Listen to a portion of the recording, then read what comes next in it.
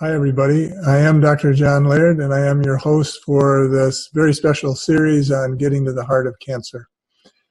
My background is primarily as an integrative medical doctor. I've practiced comprehensive holistic medicine for over 40 years, and during the same time, I've been a student of the Sufi spiritual path, often called the path of the heart. And it's in that context that the title of the series is Getting to the Heart of Cancer.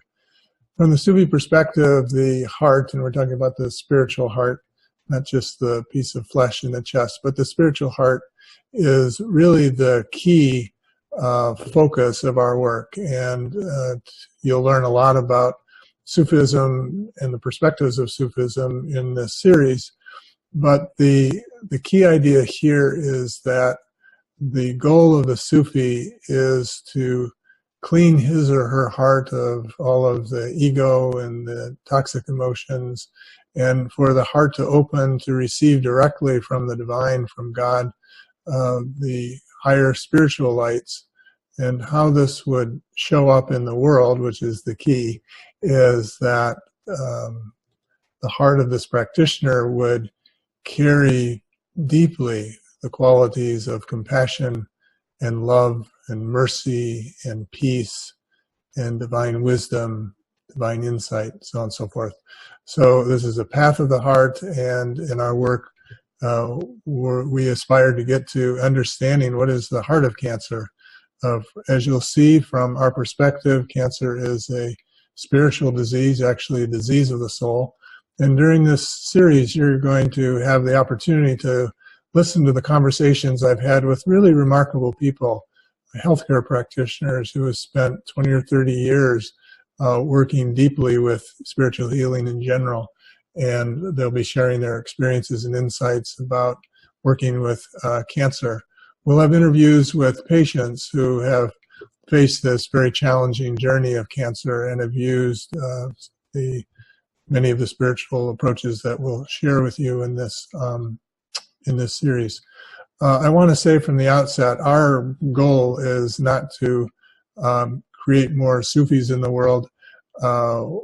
We do have an aspiration to support anyone who wants to carry a heart of peace and love and mercy. We call this the message of unity. So that is close to our heart, and that's one of the goals of this series. The second goal is that you will be empowered to, in your spiritual life, however you define it, however you practice it, but that this series will support having the conversations in medical circles, professional circles, in family gatherings, wherever they need to be had, where spiritual perspectives, spiritual experiences really are given the credibility and the attention that they deserve. Too often it's written off by the professional class, if you will, as anecdotal or insignificant. And the reality is that when you talk with people intimately, as I have many times as a physician, the spiritual life of a person really carries much greater depth than a lot of the activities that are done in regular daily life. I know that's true for me. So in this series, we want to really support you in validating your own experiences. We have a website for this webinar where we are going to invite you constantly and repeatedly to share your understanding, share your perspectives, both sharing what you found of value in the episodes that we're broadcasting, but also what you find valuable in your own life and what your experiences have been with the journey of cancer. The second aspect of this, which is deeply personal to me, is that as a physician in practice for 40 years, I hadn't done a whole lot of work with cancer. I'd done cutting-edge work in vascular disease and chronic fatigue and a variety of illnesses over the years that nobody could diagnose, nobody knew how to treat. But I hadn't had that much experience with cancer until several years ago. My wife was diagnosed with cancer, and it just hit me it just occurred to me as a death sentence. And I sobbed and cried and wailed, and honestly, I was terrified of the diagnosis, and I worked for many months to try to clear from my heart and from my brain all of the cultural pictures that what we call pictures in Sufism, the symbolic representations, all the meanings that we place on this simple word called cancer. If you've had cancer or anyone in your family has had cancer, I'm sure you know exactly what I'm talking about. Once we had gone through really a couple of years of working on this and having it as a major focus in our lives, I sat back and looked at it a little bit more objective eye.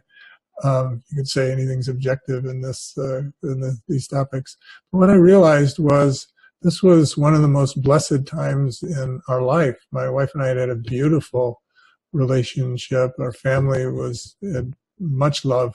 And yet, as she said, before this started, our family loved each other, and by the end of the process, we cherished each other. And what I came to understand was that cancer is not a death sentence, and what this series is supporting is the understanding that cancer is a unique opportunity for deep healing and for love and transformation.